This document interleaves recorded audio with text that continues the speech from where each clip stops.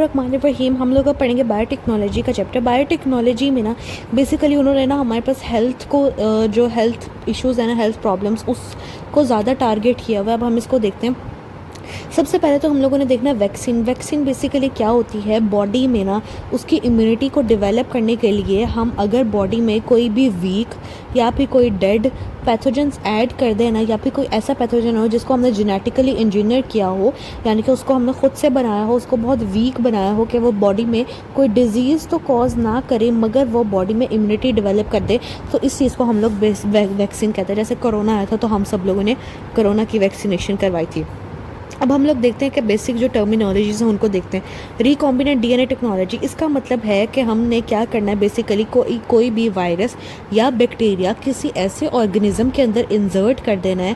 अब जैसे कि वो ऑर्गेनिज्म कोई शीप हो सकती है, कोई बफलो हो सकती है, कोई बैक्टीरिया हो सकता है, कोई यीस्ट हो सकती है, कुछ भी हो सकता है। और वो जिस ऑर्गेनिज्म ने हमने इंसर्ट किया ना, वो आगे से बनाएगा एंटीजन बनाएगा या प्रोटीन बनाएगा, और उसको हम लोग एज अ वैक्सीन यूज़ करेंगे। जेनेटिक इंजीनियरिंग बेसिकली क्या होती है, जेनेटिक इंजीनियरिंग की मदद से हम लोग मैस प्रोड्यूस कर सकते हैं, बहुत हाई स्केल पे प्रोडक्शन कर सकते हैं एंटीजन्स की, और वो एंटीजन्स बहुत ज़्यादा क्विक भी होंगे और ये पूरा प्रोसेस बहुत ज़्यादा सेफ भी होगा।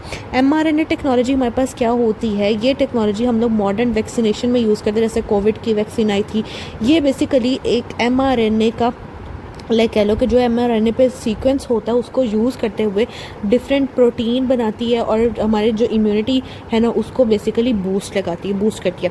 फिर हम लोग देखते हैं कि बेसिकली ये जो वैक्सीन्स हैं ये किस टेक्नोलॉजी पे बेस्ड है। जैसे हेपेटाइटिस बी की वैक्सीन जो है वो रिकॉम्बिनेंट डीएनए टेक्नोलॉजी पे बेस्ड है, ठीक है। और वो प्रोड्यूस कहाँ पे होती है, वो प्रोड्यूस होती है यीस्ट के अंदर। इसी तरह जो कोविड-19 फाइजर या मॉडर्ना की वैक्सीन है वो किस चीज़ पे बेस्ड है, वो एमआरएनए वैक्सीनेशन के प्रिंसिपल के पर बेस्ड है कि मैसेंजर आरएनए की हेल्प से हम लोग वैक्सीन बनाते हैं जिसके अंदर वीक या फिर कह लो कि डेड पैथोजेंस होते हैं जो बॉडी में जाके इम्यूनिटी प्रोड्यूस करते हैं कोविड के अगेंस्ट। इसी तरह एचपीवी वायरस जो है, पेपिलो वायरस, उसके अगेंस्ट हम लोग वैक्सीनेशन किस तरह से बनाते हैं, वो जेनेटिक इंजीनियरिंग के थ्रू हम लोग वायरस जैसे उसी वायरस के जैसे सिमिलर पार्टिकल्स बनाते हैं और वो इंसर्ट कर देते हैं हम ह्यूमन बॉडी में। इसी तरह हमारे पास बायोटेक्नोलॉजी के एडवांसेस क्या हैं, इसके वैक्सीनेशन के हमारे पास फ़ायदे क्या हैं कि एक तो ये सेफ़ होती है, इससे कोई लाइव पैथोजन नहीं होता, वो सेफ़ होती है, सेफ़ टू यूज़ होती है।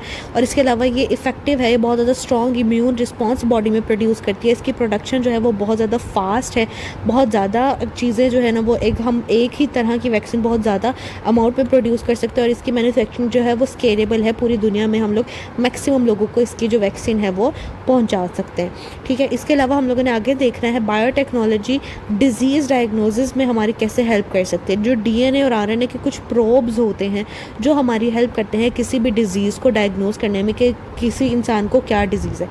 बेसिकली ये हमारे पास प्रोब्स क्या होता है, डीएनए या आरएनए के हमारे पास कुछ सीक्वेंसेस होते हैं, स्पेसिफिक सीक्वेंसेस, ठीक है। और ये जाकर बाइंड करते हैं उस पैथोजन के अंदर, उस पैथोजन के म्यूटेटेड डिजीज़ जीन्स पे जाके बाइंड कर देते हैं जो उसके कॉम्प्लीमेंट करते हैं। मतलब जैसे फ़र्ज़ करो कोई हमारे पास एक बेस का सीक्वेंस है AUG आरएनए के अंदर है, अब ये जाकर बाइंड करेगा अपने कॉम्प्लीमेंट जो इसका सिस्टम होगा, कोडोन्स होगा, उस पर जाकर जी ये बाइंड कर जाएगा उस म्यूटेटेड जीन में, ठीक है। फिर हम वहाँ से इसको उसका जो डिजीज़ पार्ट है उसको हम लोग डिटेक्ट कर लेंगे कि इस बच्चे को या इस बंदे को, इस इंसान को ये वाला जेनेटिक डिसऑर्डर है, जब उसकी प्रॉपर बाइंडिंग हो जाएगी। फिर हमारे पास एक टर्म आती है मोनोक्लोनल एंटीबॉडीज़। ये बेसिकली हमारे पास क्या होती हैं, जो हम ये ऐसी आइडेंटिकल एंटीबॉडीज़ होती हैं जो हम एक ही क्लोन सेल से ना डिफरेंट तरह की, जैसे फर्स्ट करो हमारे पास एक हमने क्लोन ऐसा बना लिया जो बेसिकली सही डेवलप हो गया है और जो हमारे पास वर्क कर गया, या जिसने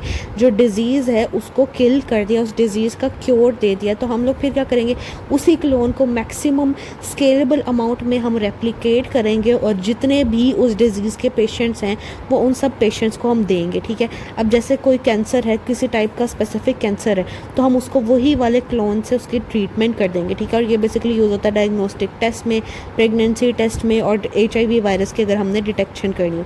अब हमने देखना है डीएनए आरएनए जो प्रोब्स हैं वो वर्क किस तरह से करते हैं। सबसे पहले ये जाकर जो एक स्पेसिफिक न्यूक्लियोटाइड का सीक्वेंस है ना उसको डिटेक्ट करते हैं, और वो डिटेक्ट किस तरह से करते हैं, हाइब्रिडाइजेशन टेक्निक के थ्रू उसको डिटेक्ट करते हैं। कि हाइब्रिडाइजेशन का टेक्निक का ये मतलब है कि जो हमारा आधा जो डीएनए है वो हमारे पास बेसिक उसी ऑर्गेनिज्म का है और बाकी बाकी जो हमारे पास डीएनए का स्ट्रक्चर है वो हमने उस प्रॉब का एंटर कर दिया।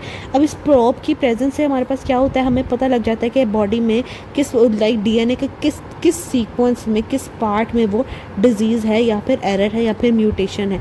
मोनोक्लोनल एंटीबॉडीज़ बेसिकली क्या करती हैं, वो बेसिकली किसी भी डिज़ीज़ को मार्क करने के लिए या उसको देखने के लिए हम लोग क्या यूज़ कर सकते हैं, कोई भी colour changing fluorescence DNA use कर सकते हैं। तो हमें जाके बाद में पता लग जाए कि डीएनए के किस हिस्से में किस जो उसका कौन से कोडोन्स है, कौन सा जो सीक्वेंस है हमारे पास बेसिस का, वह जहाँ पे इशू आ रहा है, ठीक है, उससे हम लोग उसको पता चला सकते हैं। ठीक है, ये हमारे पास बेसिकली एक हाइब्रिड स्ट्रक्चर है डीएनए का, जिसमें आप देख लो एक जो है वो हमारे पास और तरह का डीएनए और दूसरा हमारा टारगेटेड डीएनए।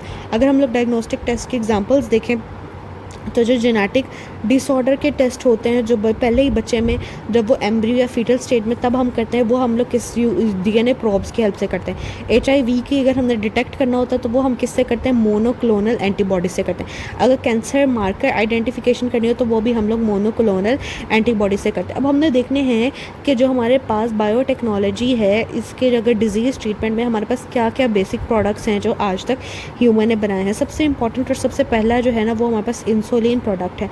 इंसुलिन कैसे बनाई है, इंसुलिन जो है वो बेसिकली जेनेटिक इंजीनियरिंग के थ्रू बैक्टीरिया से बनाई है। अच्छा, पहले क्या होता था, पहले जो है ना वो आप लोगों ने पढ़ा होगा कि जो शीप्स या फिर जो एनिमल सोर्स है ना उससे इंसुलिन आती थी, ठीक है, और वो लाइक कह लो उसके लिए काफ़ी एनिमल्स को भी किल करना पड़ता था और वो एक्सपेंसिव एक ट्रीटमेंट था।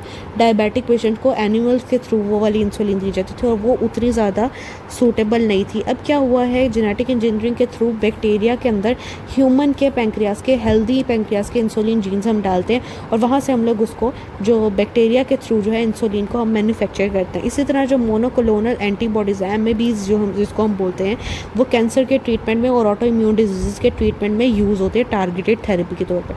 जो वैक्सीन है वो बेसिकली क्या करती हैं, जो डिजीज़ है, इन्फेक्शन, उसको प्रिवेंट करती हैं और वो रिकॉम्बिनेंट डीएनए टेक्नोलॉजी यूज़ करती है और या एमआरएनए टेक्नोलॉजी। इन दोनों में से कोई भी बेस, किसी भी टेक्नोलॉजी के ऊपर हमारी जो वैक्सीनेशन का प्रिंसिपल है वो बेस कर सकता है। इंटरफेरॉन्स क्या होती है, एंटीवायरल प्रोटीन। अगर बॉडी को किसी वायरस ने इन्फेक्ट कर दिया है तो फिर हम लोग इंटरफेरॉन्स यूज़ करेंगे। ये भी हमारे पास जेनेटिकली मॉडिफाइड सेल जो है वो इन प्रोटीन्स को प्रोड्यूस करते हैं और ये इम्यूनिटी को भी बूस्ट करते हैं, ठीक है।